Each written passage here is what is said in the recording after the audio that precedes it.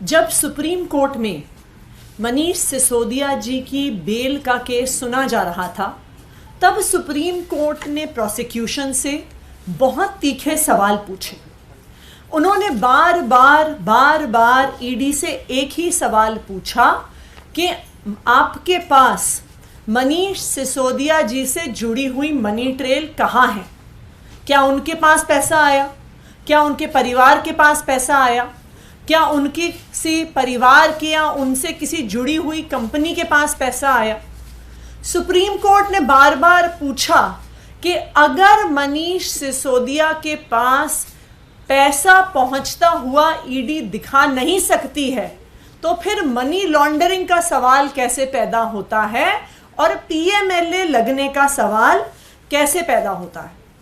Supreme court ने यह भी सवाल पूछा कि जो सारी ईडी की प्रोसिक्यूशन का केस है वो सिर्फ और सिर्फ एक अप्रूवर दिनेश अरोड़ा की स्टेटमेंट्स के आधार पर है।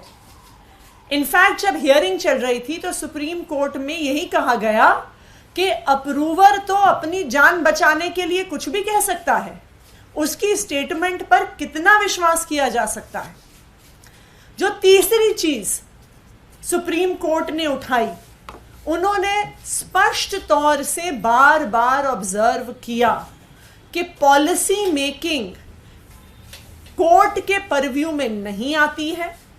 पॉलिसी मेकिंग में अगर लॉबिंग हुई भी तो लॉबिंग इलीगल नहीं है जब तक क्विड प्रो क्वो इस्टेब्लिश नहीं होता कि पैसे एक व्यक्ति से दूसरे व्यक्ति के हाथ में गए और जिस व्यक्ति के हाथ में गए उसने उस ब्लैक के पैसे को वाइट करने की कोशिश की, यानी मनी की लॉन्ड्रिंग की कोशिश की, तब तक पीएमएलए लागू नहीं होगा, तब तक कोई गुनाह नहीं होगा।